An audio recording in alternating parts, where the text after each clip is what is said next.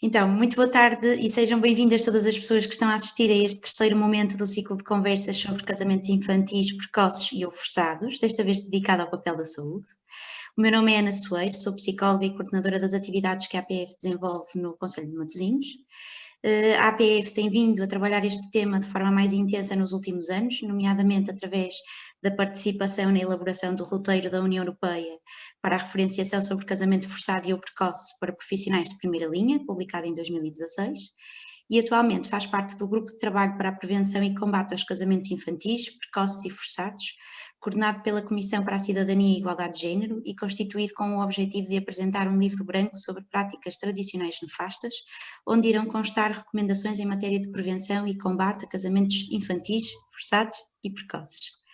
Este ciclo de conversas insere-se no projeto Sem Mais Preconceito 5.0, está relacionado com o trabalho que a APF desenvolve em Matosinhos, na inclusão de pessoas em condição de especial vulnerabilidade e que acabam por estar em algumas situações em condições de vítimas desta prática nefasta. O principal objetivo deste ciclo de conversas é informar sobre e desocultar o fenómeno e, paralelamente, fornecer orientações aos e às profissionais das diferentes áreas que lhes permita sinalizar e ou prestar assistência a potenciais vítimas.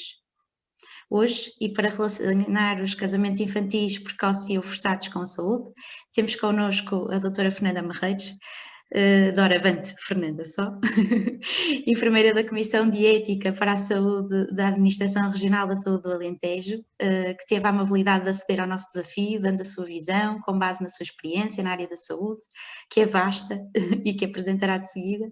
Pronto, e sobre esta prática nefasta. Tenho a certeza que, tal como eu, todas as pessoas que estão e irão assistir sairão mais enriquecidas e munidas de estratégias de prevenção e combate do fenómeno, que é o nosso objetivo, mas também de sinalização e proteção destas vítimas.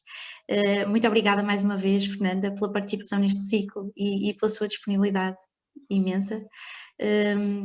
Dava-lhe agora a palavra, então. Boa tarde a todos e a todas. Portanto, como a Ana disse, eu chamo-me Fernanda Oliveira, sou enfermeira na ARS Alentejo, trabalho no Departamento de Saúde Pública. Falando um pouco para enquadrar o facto de eu estar aqui com a Ana e a participar neste ciclo de conversas. Eu sou enfermeira de profissão, sou especialista em saúde materna e obstétrica, trabalho há já algum tempo, trabalho há 38 anos e neste momento eu integro algumas equipas de trabalho, integro a coordenação regional do Programa Nacional da Prevenção da Violência no Ciclo de Vida, da Direção-Geral da Saúde, e estou como designatária da Direção-Geral no Alto Comissariado para a implementação da Estratégia Nacional das Comunidades Ciganas no eixo da saúde e desenvolvo essas atividades no Alentejo para além de outras funções, a Comissão de Ética, como a Ana também falou, também participo, sou elemento da Comissão de Ética da ARS, e tem sido uma experiência enriquecedora, para além da atividade assistencial que pude exercer, felizmente, com um percurso simples e saudável, digamos, até ao dia de hoje, tanto a nível de exercício de funções, também como de conhecimento, porque fui estudando algumas áreas. Esta questão do programa da prevenção da violência no ciclo de vida foi uma área que aprendi imenso e é muito interessante e muito importante na vida das pessoas, e foi muito importante para mim como pessoa, como profissional e para, digamos que os colegas da região, por ser uma área que tem sido, até então era pouco falada, pouco abordada. Isto para integrar agora o nosso tema sobre o casamento forçado precoce para profissionais de primeira linha. Eu, antes de começarmos propriamente com o tema, eu gostaria de ressalvar aqui alguns aspectos. Não é um tema que eu domine, que seja, digamos, perita para falar sobre esta área. Eu agradeço imenso o convite à APF. A APF tem um trabalho excelente para o país sobre este tema e outros, mas sobre este eu estive a consultar e pareceu-me muito interessante. Quero dizer que faz parte, é um tema do Programa Nacional da Prevenção da Violência no Ciclo de Vida. Portanto, é uma forma de violência, é um tipo de violência que nós abordamos, falamos, mas que, na minha perspectiva, não está desenvolvido por variedíssimas razões, com certeza, mas que na realidade muito poucas pessoas falam sobre ele. Isto para contextualizar e para referir também tem como objetivo terminarmos todos às 15h30, portanto estaremos a conversar cerca de 1 hora. O meu objetivo é cumprir o prazo, transmitir aquilo que consegui recolher e dar a minha perspectiva, minha como profissional da ARS, atenção, não é? Porque tenho aqui a questão nacional da estratégia de integração da comunidade cigana, mas isso é apenas um pequeno aspecto, porque casamentos forçados e precoces pode acontecer em qualquer extrato social, mais numas situações e nos contextos que noutros, e em algumas culturas, de qualquer das maneiras é um assunto da sociedade em geral. E eu poderei falar e transmitir e partilhar o que sei e a forma como nós temos trabalhado na ARS Alentejo, respeitando cada pessoa na sua ideia e cada ARS a nível nacional. Isto para dizer que não estou aqui em representação de nenhuma entidade nacional, e é bom salvaguardar isto porque outras ideias surgirão, outras perspectivas. Há pessoas muito importantes no país que sabem com certeza muito sobre este tema, que mais à frente irei referir, e dizer que pronto, basicamente era isto que eu queria dizer para já, para nós começarmos. Eu e a Ana vamos conversar. Queria dizer uma questão. Eu aceitei o tema porque há uns tempos atrás, não muitos, e eu vou partilhar isto é pessoal, é mais pessoal do que profissional. Eu gosto muito de ouvir os podcasts da rádio comercial, das 20 às 21, com o Rui Maria Pego e a Ana Martins. E então conversavam com o Eduardo Sá, o psicólogo, em que ele falou, e nunca mais esqueci, inclusivamente escrevi, que conversar é a forma mais fantástica das pessoas aprenderem. Portanto, conversar temas, conversarmos é muito importante. Eu fiquei com esta aprendizagem daquele bocadinho e vamos conversar, Ana. A Ana vai dizer às pessoas que combinamos uma dinâmica de conversar, para não ser assim um monólogo, e as pessoas poderão colocar as perguntas, não é? Sim, tem disponível, exatamente.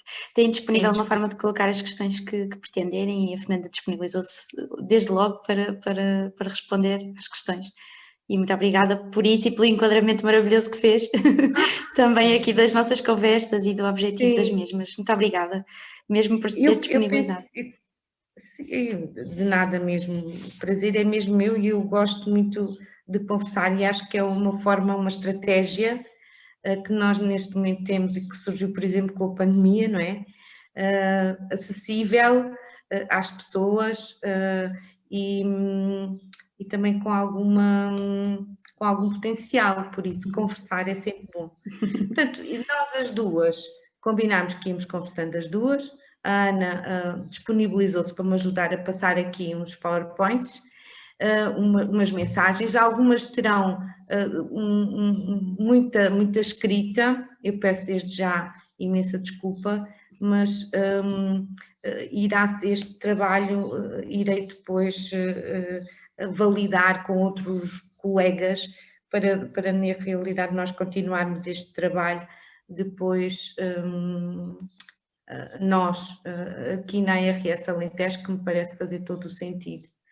Portanto, isto para dizer que o casamento forçado é um crime, está previsto, mas vocês já tiveram o webinar da Justiça, não é? Com a colega da Justiça, que está disponível, e eu estive a ver e pareceu-me bem, portanto, tudo o que diga respeito a aspectos mais legais e jurídicos.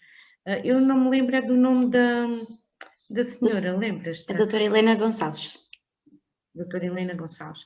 Portanto, o meu objetivo com este diapositivo é referir aqui a data, 4 de setembro de 2014, dizer que o casamento infantil forçado ou combinado, uma união alheia a qualquer forma de consentimento livre e esclarecido, é uma realidade complexa e difícil de compreensão.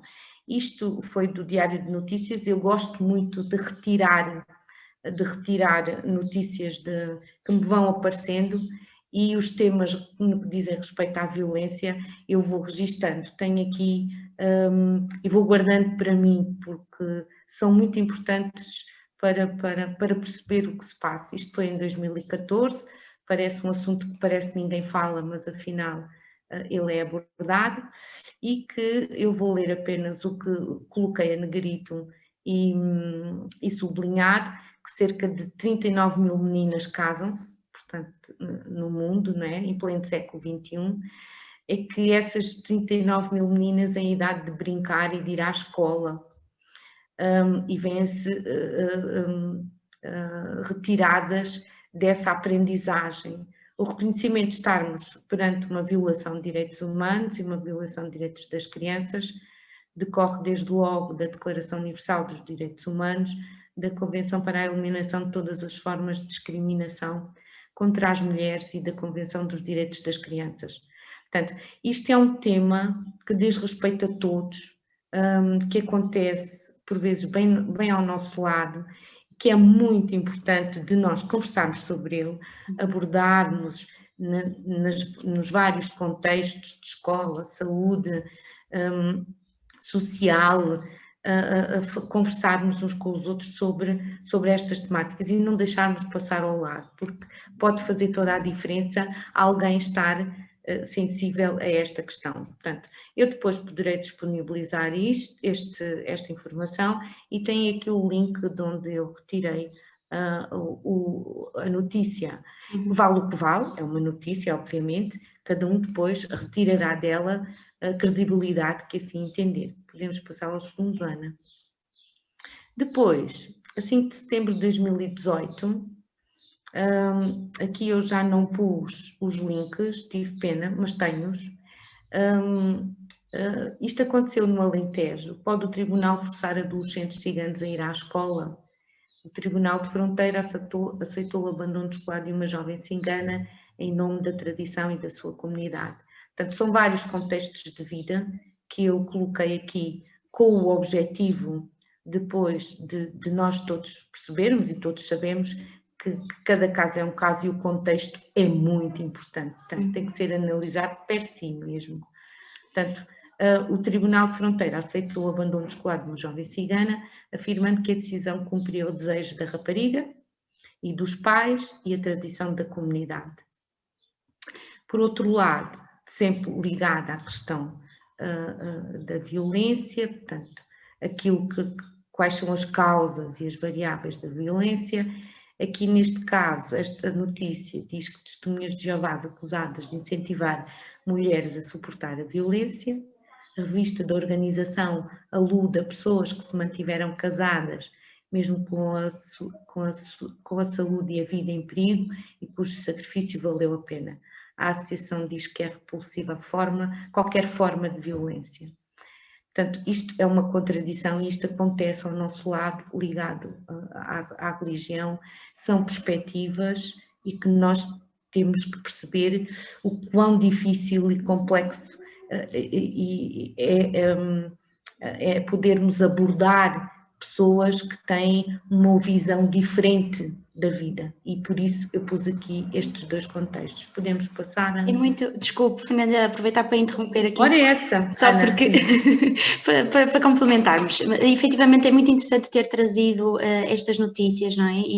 E o facto de ter trazido para a discussão também o considerarmos que há práticas que estão relacionadas com a cultura ou com a religião e que são por elas justificáveis, e não são, efetivamente, não é? Trata-se de um crime, trata-se de práticas nefastas que não são justificáveis por motivo nenhum.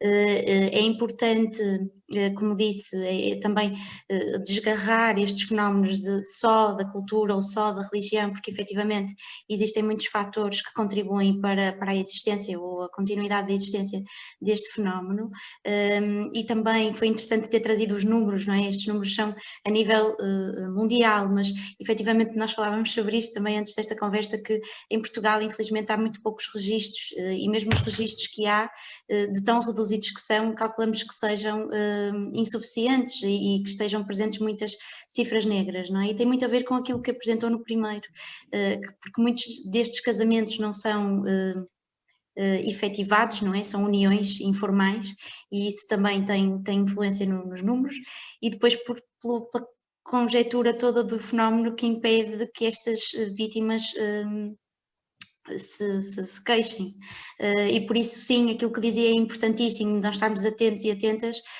para estas vítimas ou estas potenciais vítimas, porque não é por pertencerem a um determinado contexto ou por pertencerem a uma religião, a uma cultura, a um meio mais desfavorecido que é só, ou que serão os meios em que ocorre apenas este fenómeno. Ele é efetivamente transversal à sociedade e a diferentes sociedades.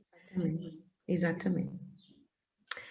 Depois, esta é muito recente, 24 de novembro de 2020, casamentos forçados, para perceberem o contexto, isto é de uma violência atroz mesmo, quem lê esta notícia. Eu retirei isto de uma notícia que me aparece no computador, casamentos forçados aos 11 anos para sobreviver.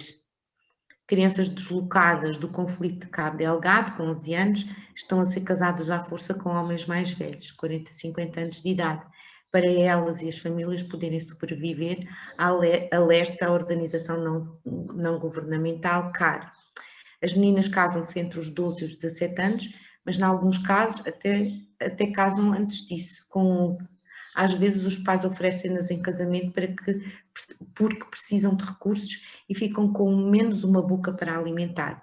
Descreve Graça Gonçalves, agente para as questões de género da CARE. Portanto, isto está-se a passar bem pertinho da nossa atualidade. E não é só neste local. Isto é um conflito de guerra, é óbvio, e é para nós percebermos os vários contextos, não é? Portanto, há um tribunal, há um número geral, como dizias, Ana, e depois há uma situação local, de tradição, de cultura, com várias entidades. O Ministério Público é uma entidade credível e decide de determinada maneira, portanto, com os recursos que tem, a informação que tem e a análise que faz. E depois temos a questão da religião e nesta questão a questão de guerra. E outros haverão, obviamente. Podemos passar. E as notícias foram aquelas, e parece-me muito importante apenas dizer, todos podem procurar, que os direitos das crianças são 10 apenas. E aqui está tudo aquilo, inclusivamente a questão do direito a serem elas próprias e a poderem ser crianças e jovens. Dizer também que nós, saúde, trabalhamos estas questões e a Convenção sobre os Direitos da Criança foi trabalhado nos 30 anos, em 2019, penso eu que foi quando aconteceram os 30 anos, e temos sempre, mobilizamos sempre estes temas para fazer não esquecer a importância de podermos cumprir, se não pudermos cumprir, mas ter em mente esta intenção, digamos, esta intenção, este plano, que bom seria se fossem todos cumpridos. Mas nós sabemos que isso temos, como pessoas, como seres humanos, temos muito caminho para fazer. Cada pessoa tem a sua perspectiva, tem direito a sê-la, é a sua diferença, mas tem que haver valores e universais que nos mantenham como pessoas, tanto quanto possível, saudáveis e com algum amor de humanidade. Podemos avançar, não vou ler cada um por si, eu acho que todos nós conhecemos. Este é o vosso trabalho, Ana, que eu achei muito interessante, e penso que este diapositivo eu vou lê-lo, desculpem a utilizar esta estratégia, mas pareceu-me a mim que é muito importante esta questão da definição dos casamentos forçados, casamento precoce ou infantil, casamento arranjado. E isto começa aqui a importância de nós termos este conhecimento para podermos depois fazer a distinção entre aquilo, a situação, o caso que está à nossa frente. E mesmo assim, se não soubermos, parece-me importante podermos validar em rede uns com os outros. Portanto, a definição de casamentos forçados está no site da APF, eu tenho aqui o link. As crianças e mulheres são os grupos mais sujeitos à violência e exploração sexual, porque são ainda, em muitas partes do mundo, os grupos mais vulneráveis. Eu diria quase em todo o mundo mesmo. Os casamentos forçados são uma forma de violência praticada, na maior parte das situações, com raparigas, retirando-lhes de forma dramática a sua liberdade, direitos, acesso à educação e saúde, inclusivamente, em especial a saúde sexual e reprodutiva, e originando invariavelmente abusos e violência. A definição, a Organização Mundial de Saúde define o casamento forçado como uma união entre duas pessoas em que pelo menos uma delas não deu o seu consentimento pleno e livre para participar dessa união. É considerado pela mesma organização uma violação de direitos humanos, pois vai contra os direitos básicos da autonomia e liberdade. Em Portugal, casamento forçado, casamento é crime com menos de 16 anos, mas aqui reporta aos 18, não é, Ana?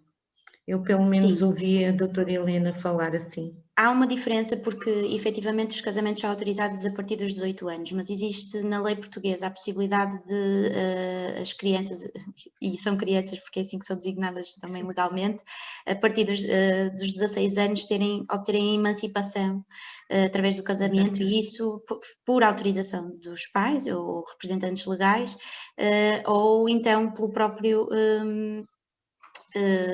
jovem. Não, peço desculpa. O responsável do registro civil. Ok.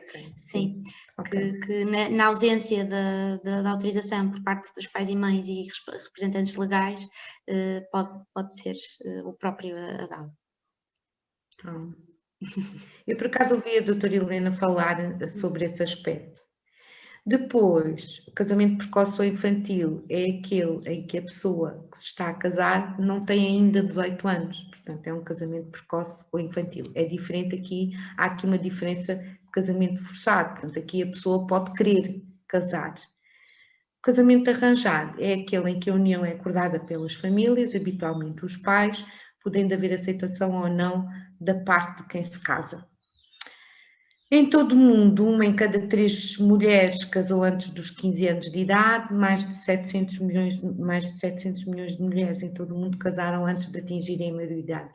Portanto, isto é para nós percebermos a realidade, para nós conversarmos e sabermos isto. Parece-me muito importante perceber, porque depois... É evidente que está implicado toda uma maturidade, o desenvolvimento, o conhecimento, a literacia, a saúde da pessoa, muitas das vezes a grande disparidade de idades deste casal E tudo isto são aspectos que não constituem fatores protetores, nem seguros, para uma relação saudável no ciclo de vida. Portanto, não quer dizer que as pessoas tenham que ficar casadas ou juntas ou viverem a vida inteira, não é esse o sentido, mas na realidade, se há um projeto de vida, qualquer pessoa que o inicie tem um prazo de vida, não é? Tem um prazo de qualquer das formas, seja ele longo ou curto, existem aqui muitas variáveis para que na realidade as coisas possam não correr da melhor forma e as pessoas possam não ser felizes, saudáveis nas suas relações interpessoais, individuais para consigo mesmo e com os outros, obviamente. Em termos de saúde mental, por exemplo, que é extremamente importante não esquecer. Podemos passar.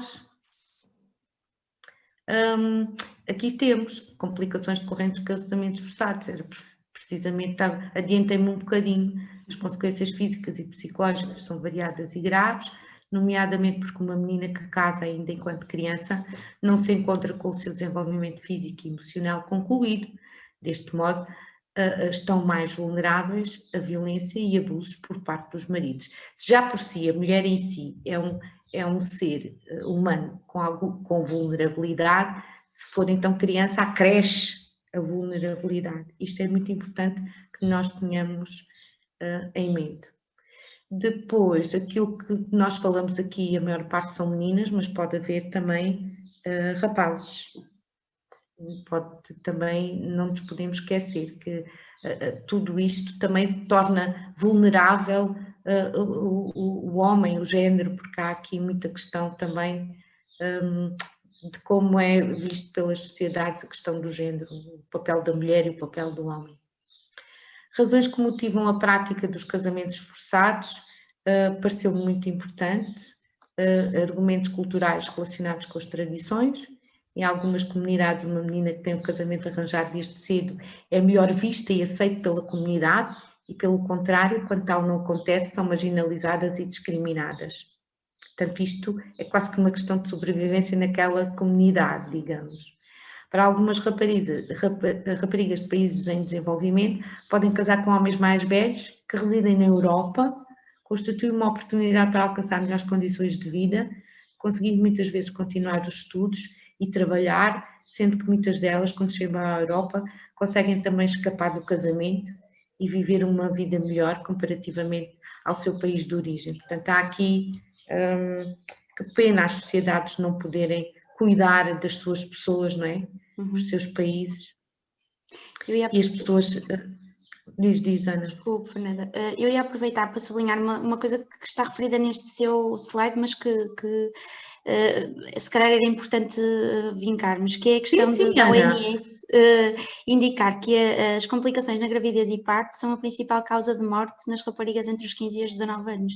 Isto foi um dado que me chocou muito desde sempre em relação à questão das gravidezes, não é? E que são precoces exatamente porque há um seguimento do casamento que depois leva à iniciação da prática sexual também mais cedo, não é? Mais cedo que o habitual.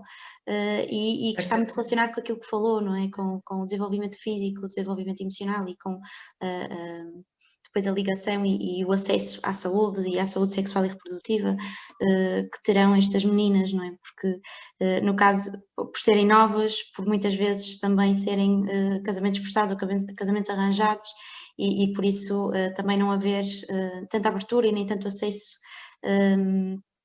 à saúde, e depois o facto de outro dado que também me levantou aqui alguma questão que tem a ver com as crianças nascidas destas meninas terem mais problemas de saúde, não é?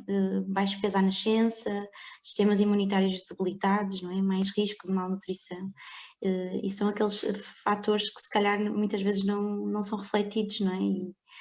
E pronto, e que estão associados a isto necessariamente. À partida, como nós vimos naquela notícia, uma menina com 11 anos que ainda não tem o seu corpo desenvolvido, portanto é uma pré-adolescente, não é? Está na puberdade, pode ainda nem sequer ser menstruada, por exemplo, e e pode ser, portanto, cresce com esta questão é uma violência de ser tão precoce, as pessoas utilizarem o corpo dos outros desta forma. É uma vida, é um crescimento inacabado e é evidente que todos sabemos o impacto e as complicações que tem a gravidez na adolescência, não é? Tem riscos, como tem a gravidez tardia, obviamente, e a gravidez na adolescência tem isso tudo que disseste e muito bem, Ana, ainda bem que disseste, porque não está aqui na realidade referido, mas está no roteiro da União Europeia, aquilo que já vamos ver a seguir, e que me parece extremamente importante teres referido, sim.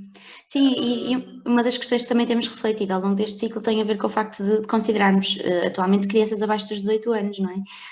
E até aí serem consideradas crianças, e isto não foi ao acaso, foi considerado exatamente pelo desenvolvimento físico, pelo desenvolvimento emocional, pelo desenvolvimento intelectual, e por isso é importante que se tenha em atenção que este fenómeno é exatamente pode ser com crianças e que isso tem um impacto, não é? E principalmente na saúde e noutros aspectos também. Não sei se quer que avance. Por acaso temos aqui um erro, apesar destas razões, existem casos em que a prática dos casamentos não é forçados, não é? É forçados, arranjados e precoces, têm consequências extremas, levando a atos de violência até à morte. Desculpem lá aqui o erro, mas provavelmente até fui eu que não ficou bem copiado. Depois achei interessante as pessoas saberem e podermos transmitir esta questão deste projeto da APF, projeto, não é? Com certeza que eu não sei, não conheço o projeto, mas irei conhecer também. Muito bem, podemos avançar. E aqui temos o roteiro, a imagem do roteiro, para referenciação sobre casamento forçado, precoce. Eu apenas quero referir que, portanto, este é um documento simples, acessível, que tem várias entidades, para profissionais de primeira linha, para os profissionais que trabalham nos centros de acolhimento de imigrantes, para as casas-abrigo para mulheres vítimas de violência, que são áreas que, por exemplo, nós trabalhamos na saúde, tráfico de seres humanos, para os serviços de saúde, membros da CPCJ, magistrados, escolas e outras organizações executivas podem utilizar este roteiro. Está muito interessante, a saúde está na página 24, tem um fluxograma muito interessante, tem é um documento simples de se ler e parece-me importante, e tem na sua página 40, podemos colocar o link dele no bate-papo. Sim, sim. O que é que achas? Uma ótima ideia. Temos na página 40 os recursos que existem em Portugal, portanto o documento tem isto, refere vários países, refere à Alemanha, à Áustria, à França, Portugal. Tem designada a Comissão para a Igualdade e Cidadania, o Alto Comissariado para as Migrações, Conselho Português para os Refugiados, Comissão Nacional para a Promoção dos Direitos e Proteção das Crianças e Jovens, CPCJ, não é? CPNP, DPCJ, portanto aquela sigla da CPCJ Nacional, Polícia Judiciária, organizações não governamentais, a AJPAS, depois há uma associação da Amadora, a AMOCIP, Associação para o Desenvolvimento das Mulheres Ciganas Portuguesas, a APF, Associação para o Planeamento da Família, a SESIS, o IAC, o Instituto de Apoio à Criança, o Movimento da Associação de Promoção da Valorização da Mulher Guineense, PWD Fator, portanto há aqui uma entidade, a RIAPNE e a UMAR, a União de Mulheres Alternativa e Resposta. Portanto, estas são as entidades que vêm no roteiro, portanto, mas outras haverão com certeza, e parece-me muito importante este documento. E eu penso que terminamos aqui este primeiro diapositivo, não foi, Ana? Exatamente. Sim. Não sei se há algum aspecto que tu pretendas desenvolver aqui, porque esta primeira parte eu quis partilhar daquilo que me pareceu importante resumir aspectos e para dizer e contextualizar o que é que então nós, saúde, fazemos, a dizer-vos que este tema não foi um tema que na realidade nós tivéssemos trabalhado, mas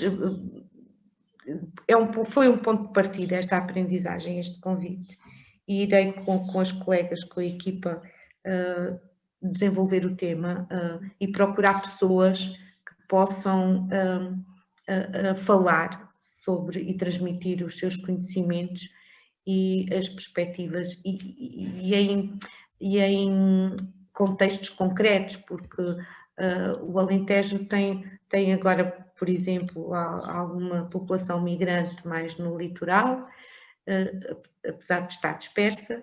Temos muita população brasileira em Portugal, nós temos mapeado a população estrangeira em todos os concelhos do Alentejo, mas depois temos a Grande Lisboa, o Grande Porto, Coimbra, depois o Algarve, cada região do nosso país com as suas características, e aí sim com certeza que haverá equipas com conhecimento de terreno e das situações que possam partilhar e todos possamos ter mais conhecimento sobre esta área, porque sem conhecimento nós não vamos conseguir olhar o outro e poder ajudar. E eu então avançava com outro diapositivo, ou acabámos aquilo, ou não acabámos. Não acabámos, pois não, falta um. Primeiro acabámos, falta outro. Quero que coloque o segundo, não é?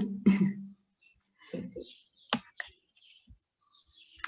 Então, esta apresentação é para partilhar, na realidade, o que é que nós fazemos, como é que estamos organizados em termos de saúde. E este tema integra-se no Plano Nacional da Prevenção da Violência no Ciclo de Vida, que tornou-se um programa desde outubro de 2019, portanto é recente, um programa de saúde. Portanto, nós abordamos de uma forma integrada neste programa as várias formas e tipologias de violência. E o casamento forçado, precoce, é uma forma de violência. Mais à frente eu direi onde é que ele está no nosso documento, no nosso manual, mas está muito pouco desenvolvido, digamos. Talvez pela ausência de números em Portugal e pela dificuldade de monitorização, parece-me, e pela falta talvez também de sensibilidade e conhecimento de todas as entidades. Nós tínhamos então a ação de saúde para crianças e jovens em risco, a ação de saúde sobre o género e violência no ciclo de vida, mais virada para os adultos, e esta apresentação foi feita recentemente pela Bárbara Menezes, que é a nossa coordenadora da equipa nacional. Eu trabalho com elas na perspectiva regional, e a doutora Ana Perdigão, que trabalha no IAC, no Instituto de Apoio à Criança, que é a entidade que está no recurso. A doutora Ana Perdigão é uma pessoa que nos dá imenso apoio e está sempre disponível quando nós temos qualquer dúvida de maior complexidade. Podemos passar, se não te importas, eu agradeço. Portanto, nós depois trabalhamos com base na nossa documentação toda, a nível nacional, portanto, na estratégia para a aplicação da Convenção dos Direitos da Criança, que eu já falei há pouco, a Lei 147/99, atualizada pela Lei 142 de 2015, portanto, é nestas leis que nós aplicamos a ação da nossa intervenção. A Estratégia Nacional para a Igualdade e Não Discriminação, que são documentos muito importantes, é com base neles que nós depois também nos fundamentamos para a abordagem, para a formação, para a abordagem com as pessoas, intervenção e diagnóstico e intervenção. O quarto plano da ação para a prevenção de combate ao tráfico de seres humanos também são assuntos, portanto, são os macros, digamos, não é? E com maior relevância. Podemos passar. Portanto, nós somos uma entidade de primeira linha, que o próprio roteiro orienta para isso, portanto, crianças e jovens, direita e esquerda, portanto, é o ciclo de vida, os modelos de intervenção integrada sobre a violência ao longo do ciclo de vida, é assim que o SNS dá resposta, e também há aqui outro erro de prevenção da violência no ciclo de vida, integrados no programa. Podemos passar. Existem nos hospitais e nos cuidados subprimários estas equipas, que são equipas, são os núcleos de apoio a crianças e jovens em risco, que vai dos 0 aos 18 anos, portanto são estas equipas e é nos núcleos em que se insere a questão do casamento forçado para os implicados em si. No entanto, tudo isto tem que ser integrado em conjunto, porque as crianças muitas das vezes são obrigadas pelas suas famílias, e as famílias são os adultos, os pais já são adultos, e então as duas equipas integram-se. EPVAs são as equipas de prevenção da violência em adultos, portanto, se temos crianças, naturalmente temos uma pessoa adulta, ou corresponsável, ou família, ou de instituição, de qualquer das maneiras, há sempre um adulto, e muitas das vezes temos mesmo que trabalhar integradamente. Portanto, nos cuidados subprimários e hospitalares, podemos passar, é a rede interna, sim. As equipas são constituídas por um médico, enfermeiro e outros profissionais de saúde, preferencialmente na área da saúde mental, nem sempre é possível, e de serviço social, psicólogos, tentamos integrar os vários profissionais da equipa multidisciplinar, havendo um elemento de referência nestas equipas. Podemos passar. Isto é o hospitalar, portanto é igual, mas médico-pediatra dos hospitais.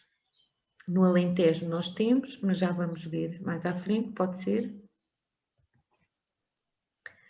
Portanto, temos aqui os núcleos, podemos abrir, portanto, os elementos de referência. O que é que fazem estas equipas? Fazem sinalização e formação, fazem e recebem as sinalizações, formação, têm consultadoria, dão apoio de consultadoria, fazem a gestão de algumas situações em caráter excepcional, fazem a compilação casuística, portanto, nós todos os anos temos um relatório anual com o número de casos de maus tratos infantis e juvenis nas crianças e jovens, e o número de casos de violência nos adultos. E a mobilização de rede interna e externa. Externa são todas as entidades da comunidade, que umas mais diretas, outras não tanto, mas que trabalhamos em rede. Podemos passar. Portanto, isto aqui é o nosso organograma, digamos que é mesmo. Portanto, nós temos, isto é a organização da saúde, portanto, nas ARS, Administração Regional de Saúde, que é onde eu estou, portanto, faço a coordenação regional, e depois as unidades locais de saúde, os ACES, agrupamentos de centros de saúde, os hospitais, têm então as suas equipas. Podemos passar. E este é que parece-me então assim mais, em 2019 nós estamos a fazer agora, por acaso vou compilar agora a avaliação de 2020, já tenho o trabalho enviado pelos colegas, a nível nacional existem 295 equipas, ou 948 profissionais, isto parece muita gente, mas não é, porque nós não fazemos só isto, fazemos todas as outras áreas, portanto estes profissionais, estes colegas não fazem só este trabalho, de qualquer das maneiras, está aqui escrito, trabalham menos de 3 horas por semana, cerca de 90 mil crianças e famílias sinalizadas e acompanhadas, 13.878 acompanhadas, sinalização por ano dá uma média a nível nacional de 8.164. As EPVAs surgiram depois, existem 236, 558 profissionais e contamos com 3.199 sinalizações por ano. Podemos passar. Desde 2008, portanto, isto é um pouco a repetição daquilo que eu dizia, mas para reforçar, Em 2015, cerca de 24% das situações referenciadas ao núcleo nesse ano foram encaminhadas para acompanhamento em conjunto com os CPCJs. Como é que é? 76% ficaram nos serviços de saúde, felizmente. Situações, pronto, de menor complexidade, provavelmente. Apenas temos aqui o número grosso, podemos passar.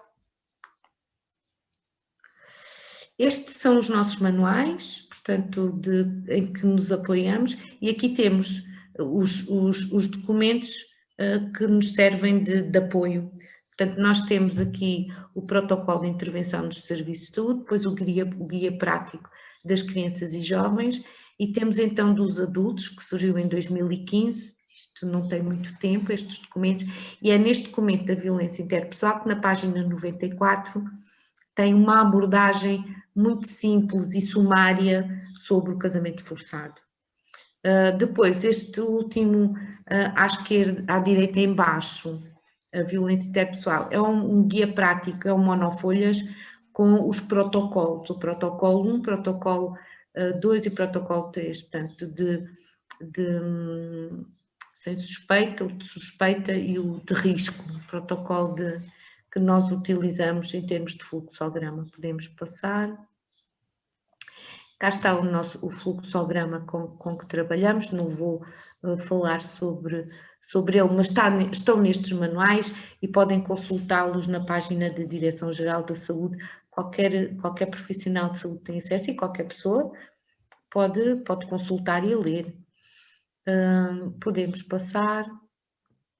Ora, temos aqui e tudo isto, e eu achei esta apresentação e pedi à Bárbara que partilhasse comigo e que me deixasse, ela disponibilizou-se logo, para referir que na realidade tudo começa numa gravidez desejada e não forçada e não violada.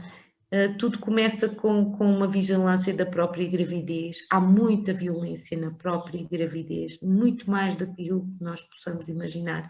Há coisas horrendas que acontecem às mulheres grávidas, inclusivamente a gravidez é um momento do ciclo de vida, da vida da mulher, de grande vulnerabilidade, ao contrário daquilo que nós possamos imaginar, que ela está protegida, mas ela não. A gravidez não protege. Muito pelo contrário, a mulher fica vulnerável. É muito importante nós termos esta noção. Depois, se crescer saudável é tão importante que ter uma família, seja ela que tipo de família for, mas que saibam cuidar e que cuidem de nós e que nos sentimos amados, é muito importante na realidade. Tudo começa num desejo e que seja um bom desejo para haver um bom desenvolvimento. E o que vem a seguir é mais artigos, podemos passar, mas eu não me vou debruçar sobre eles. Portanto, são os impactos dos bons tratos e dos maus tratos. Portanto, a primeira infância, se a violência, qualquer tipo de violência tem este impacto, na primeira infância pode haver lesões, atraso de desenvolvimento, problemas de vinculação, atrasos de crescimento. A infância em si pode perfeitamente surgir perturbações de ansiedade, de stress traumático, perturbações do humor, comportamento disruptivo, insucesso académico, déficit de competências sociais. Isto para nós só termos a noção de como é que uma pessoa pode ficar estruturalmente lá dentro. Comportamentos antissociais, consumo de substâncias, comportamentos de risco, recorrência da vitimização, problemas de relação, problemas de emprego, doenças crónicas, perturbações depressivas e de ansiedade e perturbações da personalidade. Portanto, nós temos aqui o ciclo de vida, digamos, da importância que é nós sabermos cuidar. Não precisamos de ser perfeitos, não há mães perfeitas, não há pais perfeitos. Não estamos a falar, não estou a querer falar no mundo ideal, mas temos que conversar, temos que refletir, temos que dedicar algum tempo uns aos outros, temos que dizer que gostamos muito uns dos outros, ou dizermos eu estou muito zangada contigo, eu detestei aquilo que tu fizeste, eu agora vou ficar zangada contigo um mês, não te falo durante um mês. E isto só leva a haver negociação. Estou, pronto, a aligeirar assim um bocadinho o assunto, mas também a falar um bocadinho por mim, que às vezes quando me zango eu digo, eu quero muito ficar zangada contigo, e também posso dizer que tenho muito orgulho em ti. Portanto, tudo isto faz parte da vida, mas é muito importante nós percebermos a importância das relações saudáveis, da nossa comunicação, uma comunicação inclusiva, uma comunicação objetiva, simples, concreta, dizer as coisas assertivamente. Eu sei que é difícil, não é nada fácil nos nossos contextos, mas pelo menos tentamos. Podemos passar e pronto, e temos o papel do profissional de saúde, que é rastrear, e isto aqui é uma luta dentro da saúde muito grande, rastrear, detectar sinais de risco. Portanto, este é um assunto que isto é a nossa base de trabalho, e para qualquer profissional de outra área, seja profissional de saúde ou não, mas isto é o que nós transmitimos uns aos outros e dizemos, nós temos que fazer isto, temos que trabalhar desta forma, ou deveríamos trabalhar desta forma. Detectar sinais de risco, temos que os saber, quais são os sinais de risco, sinais de alerta. O roteiro tem lá, muito bem definidos. Avaliar a situação de violência, de maus tratos, aqui diz maus tratos, pronto, isto está dirigido para crianças e jovens em risco, portanto, dos 0 aos 18 anos, isto está contextualizado no nosso tema, no casamento forçado, cronologicamente, claro. Definir o plano integral de cuidados conjuntamente com outras entidades, sozinhos não conseguimos trabalhar, obviamente. Sinalizar para registar o que viu e ouviu, estava a seguir mal das setas. Registar o que viu e ouviu, obviamente, de forma sintética, respeitando a proteção, dizendo à pessoa, negociando, precisamos de registar, vamos fazer aqui uma nota. Sinalizar para as equipas, núcleos e EPVAs, definir um plano integral conjunto com outras entidades e monitorizar, para nós termos o fenómeno em si. Portanto, nós não conseguimos monitorizar o tema se nós não tivermos dados, digamos. Os dados são números, é óbvio, nós sabemos, mas quando falávamos no início, Ana, e tu disseste 39 mil, e é um número subestimado, atenção, não é? Porque imensos países nem as pessoas sinalizam, nem há fontes de registro destas situações. Portanto, isto haverão, é um número, na minha perspectiva, daquilo que é a dificuldade de monitorizar a violência. Parece muito importante referir a importância da monitorização. Este é um slide, é um diapositivo muito importante. Podemos passar. Eu lamento imenso. Temos aqui o Programa Nacional de Saúde Infantil e Juvenil. Portanto, é porque por acaso eu estive a consultar e não temos lá na realidade o casamento forçado, porque aquilo que eu falei com a enfermeira Bárbara Menezes e que ela me referiu é que em Portugal a situação, os números são insípidos, portanto também insípidos, não há registros, ninguém sabe, não é? Ninguém vê, ninguém sabe, ninguém registra. Sim, daí a importância de desocultarmos, não é? Exatamente porque é muito difícil de identificar, e a propósito dos sinais que falou que estão presentes no roteiro, Fernanda, o problema associado, são vários, mas um deles tem a ver com o facto destes sinais, como é, por exemplo, a automutilação, os consumos, aquilo que referiu também para a violência, não é? A questão é que eles são efetivamente sinais transversais a uma série de problemáticas e isto dificulta em muito o trabalho de qualquer profissional na identificação. E por isso eu tinha aqui uma questão para me poder ajudar e também as pessoas presentes, de pensarmos aqui quem é que poderia ser a pessoa mais indicada dentro dos profissionais e das profissionais de saúde, tendo em conta que também têm muitas restrições, não é? Eu estava aqui a lembrar-me das restrições, por exemplo, de tempo de consulta e das exigências que os próprios profissionais de saúde têm a esse nível e que dificultam aqui uma análise mais profunda destes sinais e como é que isso isso pode ser... Temos falado muito, temos conversado e falado muito nas nossas formações. Eu tenho investido muito em formação. Nós, no plano, digamos, regional, eu insisti em 4 eixos estratégicos, que foi a constituição da equipa, a formação,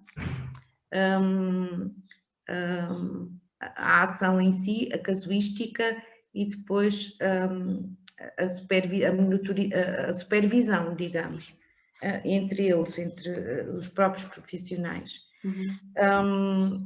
E na realidade a formação é muito importante, Ana, e não havia, e as pessoas saber os sinais de alerta de uma pessoa que está a ser submetida a tráfico de seres humanos.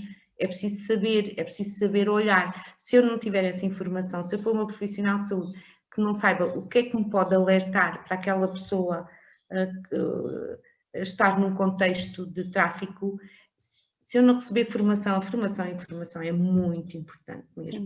Nós temos insistido muito. A questão das consultas é verdade, sim. Ainda hoje eu dizia a uns colegas que tive na parte da manhã a vacinar, com uma equipa de colegas meus, aqui num concelho de Évora,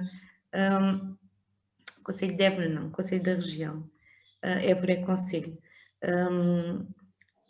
Estava-lhes a dizer que cruzei-me com imensas pessoas e cruzei-me com a colega da CPCJ e que nós validámos ali algo enquanto fui fazendo a minha atividade, fui conversando com a colega. E então falta-me ali uma equipa naquele local e eu disse, é tão importante nós percebermos que se nós não tivermos debruçados sobre as pessoas, não cuidarmos das pessoas, nós, se não tivermos despertos, agora não temos equipa, não vamos fazer, claro, isto tudo está integrado e nós hoje, eu conversava com eles hoje num bocadinho que era o seguinte, uma pessoa diabética, faço-lhe a glicémia capilar e se calhar tenho que lhe fazer um teste de visão e se calhar tenho que lhe fazer um tratamento de uma ferida ou ver as unhas do pé. Na questão dos maus tratos, eu tenho que ver a pessoa também no seu todo. Essa própria pessoa diabética pode estar a sofrer violência. E eu tenho que saber ver que tipo de relação é que ela tem na sua vida, na sua família, com o seu companheiro, com os seus filhos, não é? Portanto, isto tem que estar tudo integrado. O olhar tem que ser integrado. E a seguir, e porque faltam 3 minutos, e eu queria mesmo terminar, a seguir os diapositivos são muito de artigos da própria lei. Estes são os cuidados antecipatórios, aqui está, e este vem de encontro àquilo que nós estávamos a falar. A proteção à infância deve centrar sempre na minimização dos fatores de risco e na promoção dos fatores de proteção que potenciam o bem-estar e a evolução saudável da criança e do jovem. Portanto, nós temos aqui os contextos todos, né? As competências parentais, a resiliência, as necessidades da criança e os contextos sociais. Portanto, eu terminaria aqui a apresentação com este diapositivo, porque me parece o mais importante na prevenção, que é potenciar os fatores de proteção, minimizar os fatores de risco. Claro que temos que saber os sinais de alerta, os sinais e sintomas de uma criança ou de um jovem que pode ter imensos diagnósticos, sim, mas temos que cuidar para chegar a uma conclusão. Eu não quero deixar de responder à tua pergunta que me parece importante, o tempo de consulta. Sim, o tempo de consulta, mas há sempre um profissional, e havendo estas equipas, se me perguntares diretamente a quem é que podemos dirigir, existe uma lista com os e-mails dos núcleos de apoio a crianças e jovens em risco, e ela é uma lista que é pública. Portanto, nós precisamos, qualquer assunto ou dúvida pode ser utilizado nesses e-mails, a lista das equipas dos núcleos de apoio a crianças e jovens em risco. E podemos recorrer a eles, portanto, é o recurso. independentemente, não podemos não ter... estas situações também não são para ser tratadas à pressa e de emergência, a não ser que seja risco iminente. Então, se for risco iminente, aí, não há, aí toda a gente sabe atuar, é tirar a pessoa do risco. Ponto final. A grande questão para mim está no rastreio. O rastreio é fundamental, que é antes que as coisas aconteçam, daí eu dizer, cuidados antecipatórios é a maior prevenção que possa existir. As nossas vidas, na nossa vida, se nós pudermos refletir e antecipar algumas questões, nós vamos prevenir muita coisa à nossa frente, não é? É nós termos as competências, é estarmos empoderados, é estarmos, percebermos como é que podemos funcionar. E eu terminaria mesmo, na sequência da tua pergunta, que achei tão bonita, e obrigado, eu vou terminar com este parágrafo, que está na página 25 do roteiro, e diz assim: lembro-me de olhar para a enfermeira e pensar, por que é que ela não me faz mais perguntas para que eu lhe possa dizer que tenho medo de viver aqui? Não sabia o que fazer e precisava de ajuda. E senti que a enfermeira não fez grande coisa. Eu senti que, se ela tivesse sondado um pouco mais, talvez eu tivesse tido a oportunidade de contar tudo.